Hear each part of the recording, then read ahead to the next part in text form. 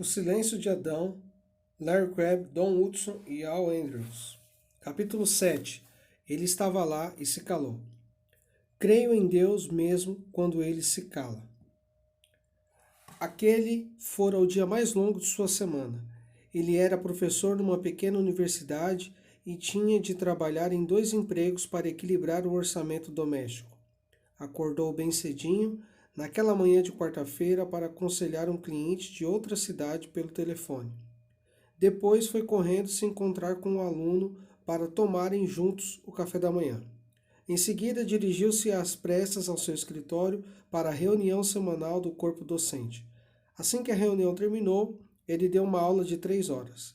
Depois veio um almoço com outro aluno, seguido de 4 horas consecutivas de aconselhamento. Para terminar o dia, ele passou 1 hora com um colega discutindo planos para um seminário que se aproximara.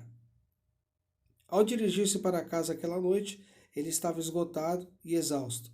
Tinha conversado com amigos, alunos, ex-alunos, colegas e clientes das 5h30 da manhã até as 18h30. Mais uma vez havia dado de si mesmo até o ponto de exaustão.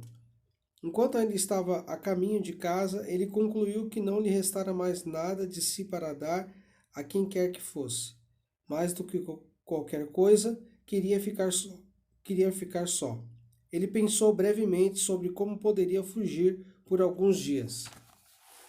Enquanto ouvia o rádio, ele sonhava com sua cabana imaginária aninhada nas montanhas. Nenhuma controvérsia, nenhum pedido, nenhuma crítica, mas ele estava dividido por outro pensamento que o corroía, embora fosse agradável. Mesmo cansado como estava, ele mal podia esperar para estar com as pessoas a quem mais amava, a esposa e o filho. Ao se aproximar da garagem, ele sentiu uma fúria crescer dentro de si. Seu corpo se retessou e ele sentiu uma conhecida parede subindo. Ele sabia exatamente o que aconteceria quando entrasse em casa. Reviu mentalmente a cena enquanto entrava na garagem. O filho ia querer brincar e a esposa ia querer saber tudo a respeito do seu dia. Ela ia querer contar tudo a respeito do dia que tivera. Ela daria uma lista de tudo o que enfrentara desde que ele saíra aquela manhã. Pediria que ele desse uma olhada na secadora de roupas, ou consertasse o vaso sanitário, ou desentupisse o triturador de lixo. Permanecendo sentado no carro, ele sentiu o peso do que a família pediria dele. Ele começou a culpar a esposa por sua raiva e frustração. Ela pede demais. Ela não entende as frustrações do meu trabalho. Não aprecia os sacrifícios que faço por ela. Ela nunca me dá trégua, queixou-se consigo mesmo. Quando ele entrou na sala, a esposa o saudou com uma pergunta que milhões de esposas fazem a seus maridos todos os dias. Era uma pergunta simples que exigia apenas uma resposta simples. Por que aquilo o deixou zangado? A esposa não estava pedindo algo que ele não pudesse dar, como a resposta a um problema matemático complexo, por exemplo. Ela estava pedindo algo que ele podia dar, mais do que guardava, como um pirata alucinado protege o seu tesouro mais secreto. Ela perguntou: como foi seu dia? Ele passara seu longo dia conversando, aconselhando, batendo papo, ensinando, discutindo planos futuros. E agora, após 13 horas de conversas, ele ofereceu à esposa sua resposta de sempre a essa pergunta. Olhando-a bem nos olhos, ele disse uma única palavra: bom. Esperava que isso encerrasse a conversa. Imediatamente apanhou a correspondência e fingiu que era mais urgente do que a pergunta da esposa. Ele, contudo, tinha uma plena consciência de que ela estava perguntando mais do que como seu dia tinha sido. Ela queria que ele compartilhasse sua vida consigo, que iniciasse uma conversa, tocasse a solidão dela com suas palavras e presença, mas ele se recusou a fazer isso. Como em tantas noites anteriores, ele se calou diante daquela a quem amava. Podia falar com alunos e clientes, mas se escondia da esposa. Mais tarde, naquela noite, na privacidade de sua mente, ele se angustiou com a sua obstinada e silenciosa fuga e se fez as perguntas de sempre. Por que desprezo as perguntas dela? Eu amo a minha esposa, mas uso a exaustão como desculpa para descartá-la. Por que me calei? Hoje foi um dia particularmente longo, mas mesmo nos dias mais fáceis, fujo daqueles a quem amo. Por quê? O que está de errado? O que está errado com os homens?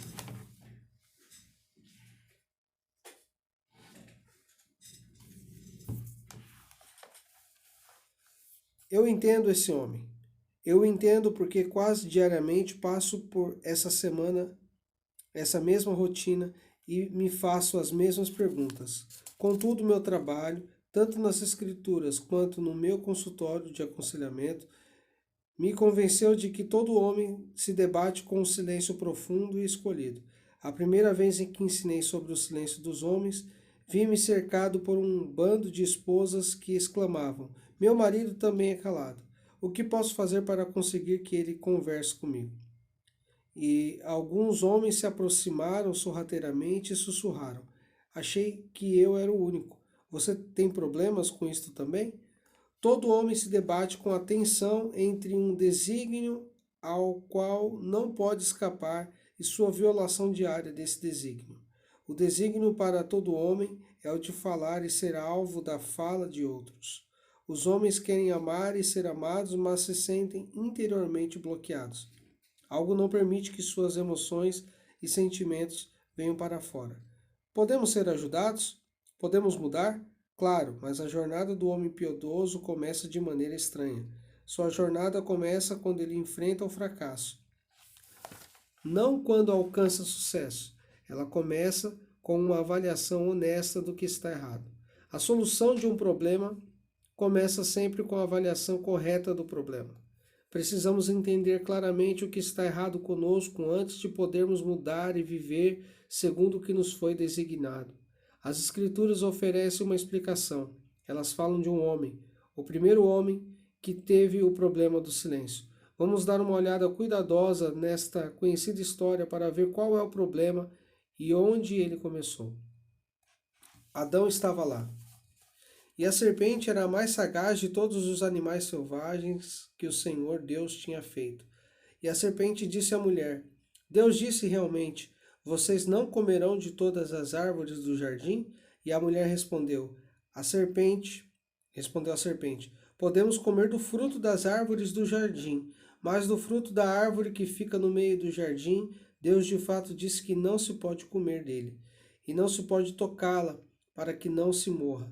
E a serpente disse à mulher: Certamente vocês morrerão, pois Deus sabe que no dia em que vocês comerem, seus olhos se abrirão, e vocês serão como Deus, conhecendo o bem e o mal. E a mulher viu que a árvore era boa para se comer, e que era agradável aos olhos, e que era desejável para dar sabedoria, e ela tomou do seu fruto e comeu. E deu também ao seu marido que estava com ela, e ele comeu. E os olhos de ambos se abriram e perceberam que estavam nus, e coseram folhas de figueira, e fizeram vestes para si. Gênesis 3, de 1 a 7. Ao longo da história, a igreja em geral tem culpado Eva pela queda da raça humana. A maior parte das pessoas presumem que, enquanto a serpente e Eva conversavam, Adão estava em outro lugar. Elas supõem que, após ter pecado, Eva encontrou Adão e o induziu a comer do fruto proibido. Com frequência, Eva é acusada de ter tentado travar uma batalha de esperteza com a serpente e, em sua fraqueza, sucumbido à astúcia da adversária. Tem sido ensinado que Eva deu o primeiro passo para pecar contra Deus e que Adão apenas seguiu seu exemplo. Alguns intérpretes têm até sugerido que Adão comeu do fruto para que Eva não vivesse sozinha em seu pecado. De fato, fazem com que Adão pareça nobre à luz da petulância do seu vaso mais frágil. Mas, e se Adão estivesse ali com Eva durante toda a conversa? E se ele estivesse em pé ao lado dela e ouvisse por si mesmo a serpente dar voltas em torno da verdade? E se sua desobediência começou não quando comeu do fruto, mas quando se recusou a falar com a serpente ou com sua esposa? Se Adão esteve presente e se calou, isso traz nova luz sobre o problema com os homens. A interpretação que a igreja faz de Gênesis talvez tenha permitido que os homens culpem as mulheres por seus problemas, exatamente como Adão culpou Eva, e não assumam responsabilidade por seus fracassos. Mas a situação muda radicalmente se Adão esteve presente ao lado de Eva, enquanto a serpente a tentava. Então, seu silêncio se torna um pecado com implicações de longo alcance. Há 4 razões pelas quais acreditamos que Adão se encontrava presente na tentação. Primeiro, seu silêncio se encaixa no contexto imediato de Gênesis 1, 3, 2, Gênesis 3:6. Diz que ele estava ali. 3. O estilo de toda a narrativa registrada em Gênesis 3, de 1 a 7, sugere que Eva se voltou imediatamente para Adão e lhe deu o fruto. E 4. Outros homens em Gênesis vivenciaram esse problema antigo do silêncio de Adão, sugerindo que seu silêncio tornou-se um padrão para os seus descendentes masculinos. Adão, o portador da imagem, desmereceu essa imagem. Primeiro, olhemos o contexto de imediato dessa passagem. Faremos isso comparando Gênesis 3 com Gênesis 1. Em Gênesis 1, Deus confronta as trevas e o caos. Era a terra sem forma e vazia. Vimos anteriormente que Deus criou o mundo de forma singular. Ele falou para dentro da escuridão e suscitou ordem, beleza e relacionamento. A comunidade judaica tem uma expressão diferente para descrever esse Criador. Aquele que falou e o mundo passou a existir. Ele é um Deus que usa a linguagem a fim de estabelecer relacionamento. Ele não bate em retirada diante da escuridão e do caos. Antes, fala para dentro dela. E após sua atividade criadora, ele guarda o sábado. Em Gênesis 3, Adão, o homem que deveria representar Deus, age muito diferentemente do seu Deus. Como em Gênesis 1, a história de Gênesis 3 começa com o caos. Ora, a serpente era a mais astuta de todos os animais selvagens que o Senhor Deus tinha feito. Ela falou para a mulher: "Foi isto mesmo que Deus disse, que disse Deus?" Observamos no capítulo 5 que a serpente representava o caos. As pessoas do Antigo Oriente Próximo acreditavam que a serpente simbolizava engano e confusão. Em Gênesis 3:1, o caos reaparece na forma de uma serpente que usa o engano para confundir Adão e Eva. Mas o que acontece diante do caos? Ironicamente, Eva reflete a imagem de Deus mais claramente do que Adão, porque é ela quem fala com a serpente. Mas o que dizer de Adão? Se Adão estava ali, não disse nada. O caos havia entrado em seu mundo perfeito e ele permaneceu estarrecido em sua confusão e escuridão. As Escrituras não registram nenhuma instrução de Deus para Adão sobre o que dizer à serpente, por isso Adão não disse nada. Adão foi então um homem calado, um homem passivo, como muitos homens na história. Ele esteve fisicamente presente, mas emocionalmente ausente. Ele se dilui no pano de fundo da história, em vez de se postar na frente e no centro do palco. Em contraste, Deus apareceu na frente e no centro da cena, em Gênesis 1. E falou com o propósito de transformar um deserto em paraíso. Adão, por outro lado, desapareceu. Seu pecado começou com seu silêncio. Ele foi projetado para falar, mas não disse nada. Ele ouviu a serpente, ouviu a esposa, aceitou o fruto e então comeu. Adão foi passivo 3 vezes antes de comer do fruto proibido. A palavra de Deus suscitou criação do caos. O silêncio de Adão trouxe caos de volta à criação. Lembre-se que Deus usou a linguagem para estabelecer relacionamento. Adão usou o silêncio para destruir o relacionamento. Deus descansou depois de sua obra criadora. Adão trabalhou mais como resultado do seu silêncio. Adão arruinou o paraíso porque não fez algo. Adão, o portador da imagem de Deus, não refletiu seu Deus porque escolheu estar ausente, calado e esquecido da ordem de Deus. Adão que estava com ela. Há uma segunda base para se crer que Adão estava presente durante a tentação. O texto declara explicitamente que Adão estava ali. E a mulher viu que a árvore era boa para se comer e que era agradável aos olhos, e que era desejável para dar sabedoria, e ela tomou do seu fruto e comeu-o, e deu também ao seu marido, que estava com ela. E ele comeu. Gênesis 3:6. Tradução e ênfase do autor. Ora, essa frase simples e condenatória tem sido grandemente ignorada, e não deveria. Ela é uma frase importante. Em hebraico, a palavra inha é composta de duas outras cuja tradução para o português seria equivalente a com ela. A construção hebraica é uma combinação da preposição in, que significa com, e o pronome pessoal feminino da terceira pessoa ha, que significa ela. Quando in é usado na Bíblia hebraica, denota grande proximidade entre os interlocutores, até o ponto de uma relação sexual. Outras preposições poderiam ter sido escolhidas para mostrar a associação nesse versículo, mas o uso de in indica não apenas uma associação muito chegada como proximidade física. Uma boa tradução desta frase seria bem ali com ela. Muitos versículos confirmam esta interpretação da frase que estava com ela. Considere apenas uma, Juízes 13:9. Este versículo aparece na história de Sansão, que é narrada em Juízes 13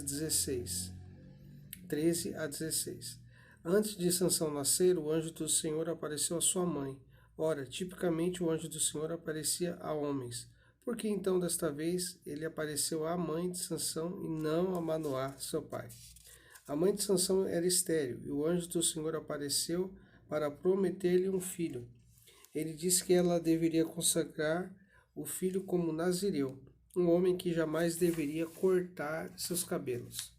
A mulher correu a contar ao marido sobre o aparecimento e o anúncio do anjo, mas Manoá duvidou da história. Ele pediu ao Senhor que viesse de novo e contasse a ele o que fazer com o menino. Talvez ele não confiasse na palavra da mulher, ou quem sabe fosse vagaroso em aprender o que o Senhor já dissera. De qualquer forma, o Senhor respondeu à oração de Manoá, mas não exatamente da maneira que ele pedira. Ouça o relato bíblico. Deus ouviu a voz de Manoá, e o anjo de Deus veio outra vez à mulher quando esta se achava sentada no campo, mas seu marido, Manoá, não estava com ela. Juízes 13:9. Tradução em ênfase do autor. Vemos aqui a mesma frase, inha, outra vez, só que desta vez ela é usada com o negativo lo. Em Juízes 13, o anjo do Senhor apareceu à mulher, mas o marido, Manoá, estava literalmente lo inha, não com ela. Ele não está fisicamente presente. Em Gênesis 3, a serpente aparece, fala com outra mulher, e Adão, seu marido, está inha, bem ali com ela. Assim vemos essa palavra hebraica usada em dois textos significativos. Em ambos os casos, o significado envolve claramente uma proximidade física. Manoá não estava ali com a esposa, mas Adão estava bem ali. Com essas passagens claramente afirmadas da Escritura, o ônus da prova repousa sobre a interpretação tradicional para provar que Adão não estava com Eva. O texto indica que ele estava. Eva se voltou para seu marido. A terceira razão pela qual acreditamos que Adão estava ali é por ser Gênesis 3, de 1 a 7, a narrativa de uma única unidade de tempo. Nada nessa passagem indica um espaço de tempo entre o momento em que Eva comeu do fruto e aquele em que ela o ofereceu a Adão. E não há nada no versículo 6 que sugira que Adão estava distante no momento da tentação. Tampouco há qualquer evidência de que Eva comeu do fruto sozinha e depois foi procurar Adão. Se lermos a narrativa como ela nos é apresentada, jamais veremos qualquer quebra de tempo no versículo 6. Ao contrário, vemos Eva tomar do fruto, mordê-lo e imediatamente entregá-lo ao seu passivo e silencioso marido que estava com ela. Mais uma vez, o ônus da prova repousa sobre a interpretação tradicional para provar que houve uma quebra no tempo entre o momento em que Eva comeu do fruto e então deixou a cena a fim de procurar Adão. Adão, vez após vez. O autor de Gênesis é um contador de histórias. Ele revelou o enredo e o problema nos 3 primeiros capítulos. Os demais 47 capítulos desenvolvem o mesmo tema em inúmeras histórias fascinantes.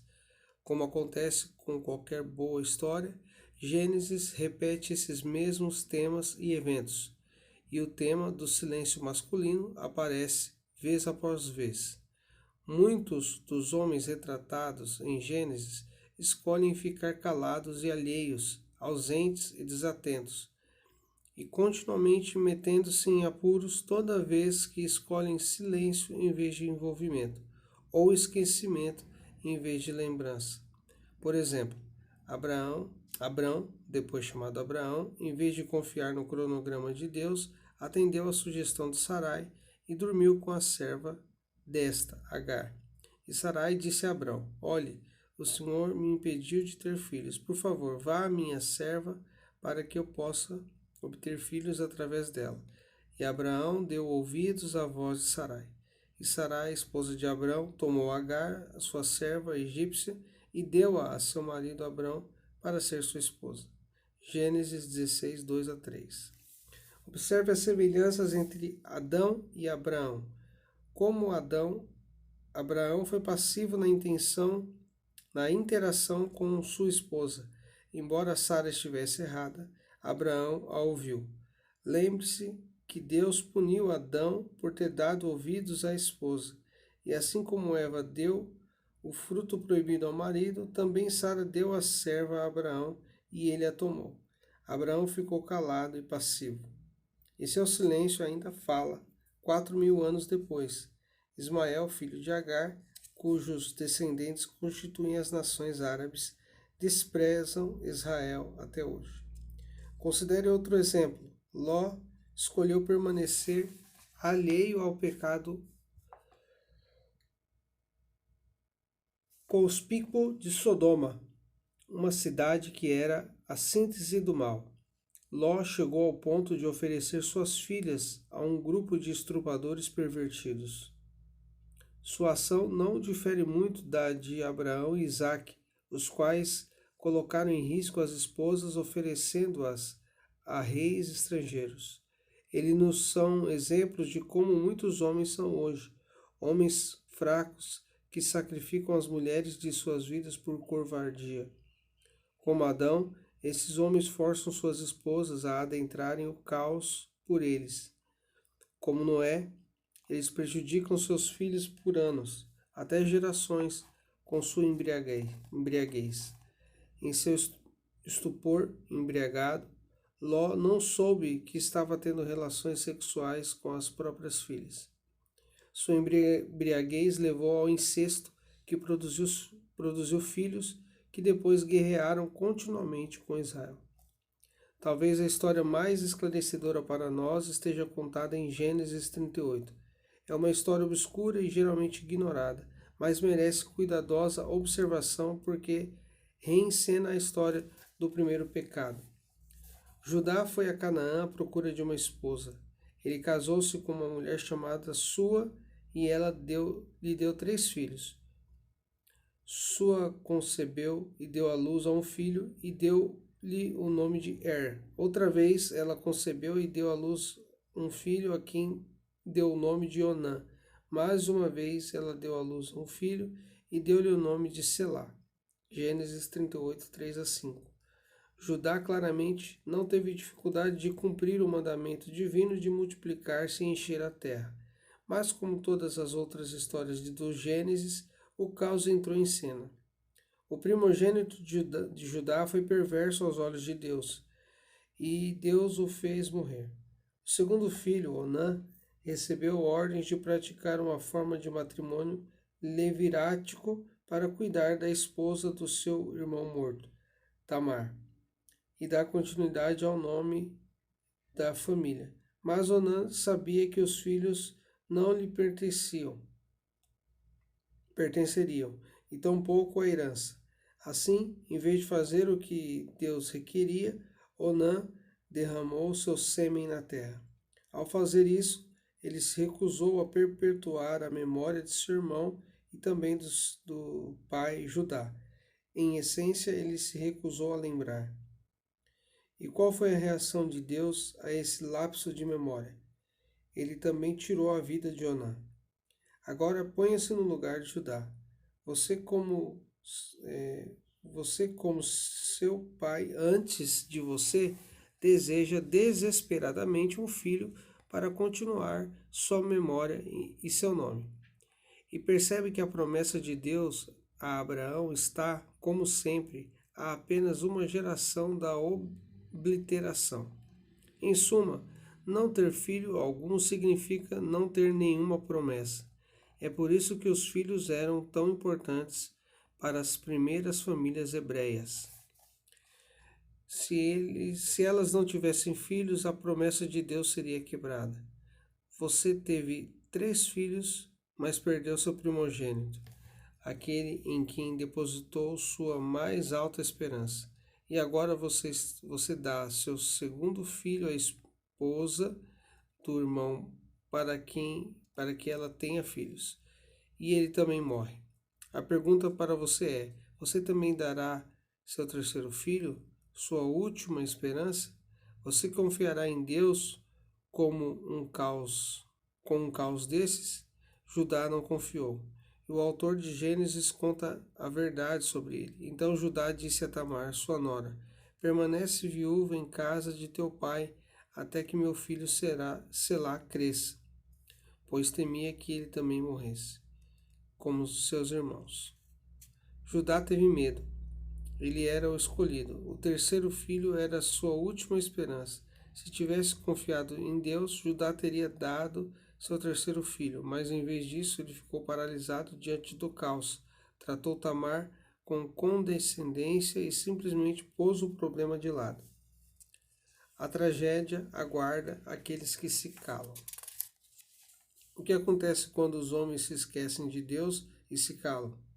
Qual é o resultado quando eles se recusam a mover-se sacrificialmente em resposta à promessa de Deus? Tragicamente, eles convidam os outros a adentrarem o caos de seu mundo. Caos para Judá era o futuro imprevisível. O que aconteceria a seu terceiro filho se ele o desse a Tamar? A incerteza do futuro paralisou Judá. Talvez ele pensasse que mandar Tamar embora fizesse o problema desaparecer. Mas o problema voltou. Sua fraqueza e engano o acharam.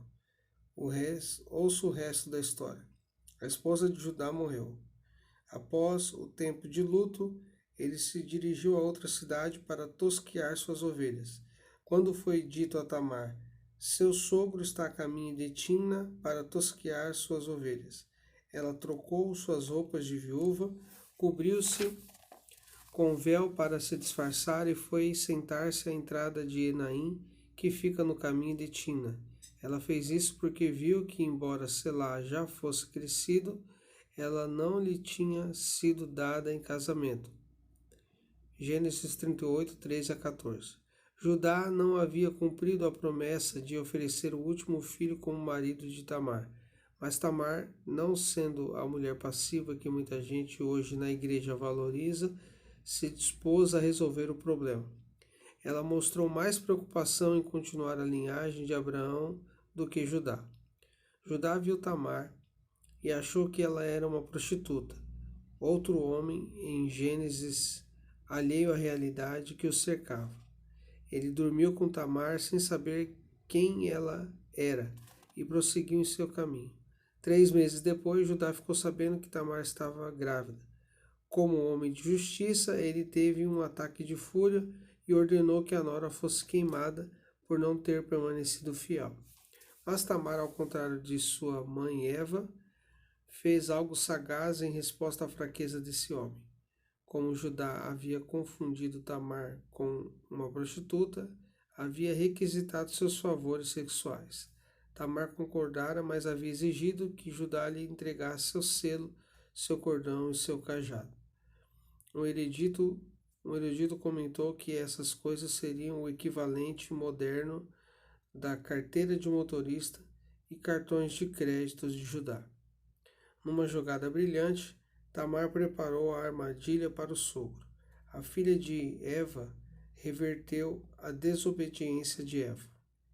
Eva deixou de usar sua sagacidade para derrotar a serpente. Tamar usou sua brilhante inteligência para cumprir o mandato cultural. Tamar desempenhou seu papel até o momento certo. Como uma mulher indefesa, ela tinha de condenar um homem alheio mais poderoso. De acordo com a ordem de Judá, ela deveria ser levada para ser queimada. A caminho, ela disse aos seus carrascos: a propósito, o dono deste selo, cordão e cajado, ele é o pai do meu filho. Judá ficou sem saída. Teve de admitir a verdade.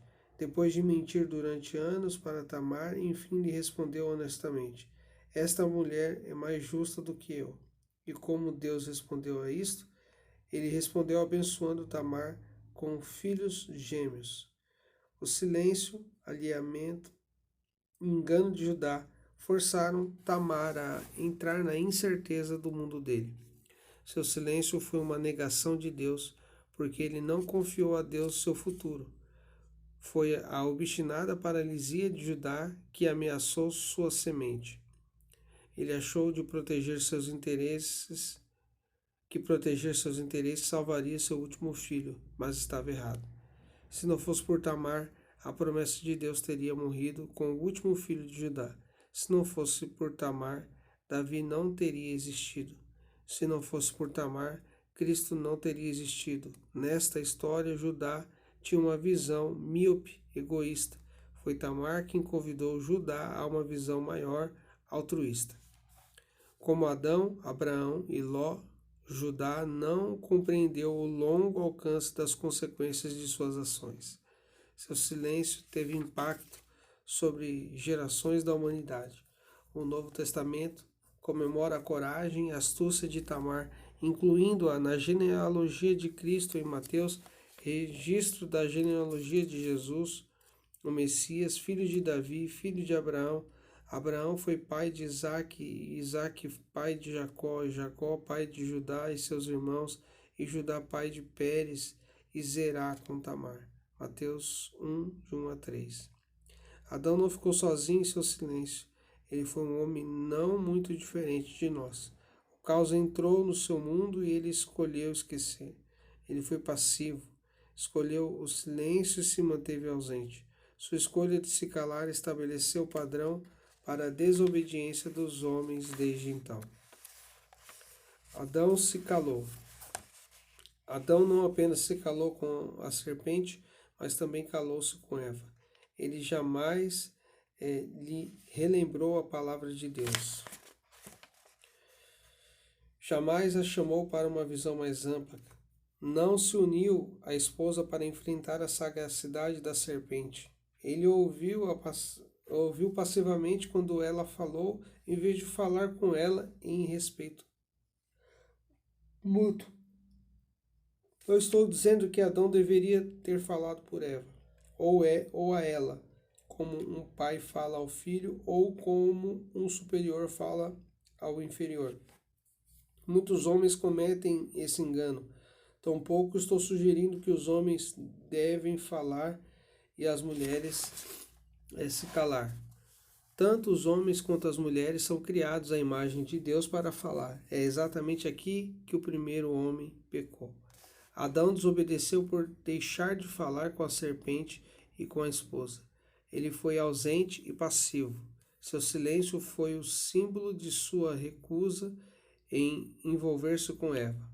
E Deus puniu Adão por seu silêncio.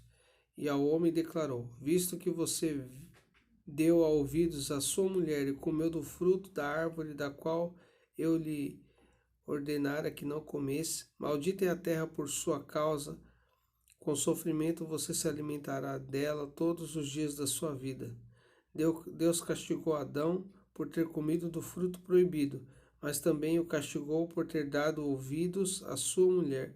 A desobediência de Adão foi um processo. Adão se calou e depois comeu da árvore. Sua desobediência não começou quando ele comeu, mas quando se calou. Desobedecer a Deus foi o resultado de ter se retraído da esposa. Foi um homem silencioso que eventualmente quebrou o mandamento explícito de Deus. O silêncio é letal. Como todo homem, sou calado como Adão. Às vezes fico estarrecido diante da minha confusão. Quando minha esposa me pede que eu compartilhe, ainda que só um pedacinho de mim, eu geralmente encrespo. Às vezes, quando ela chora, eu me irrito com ela. Suas lágrimas me assustam porque não sei o que fazer com elas. Quando ela diz que fiz algo errado, defendo-me até a última trincheira.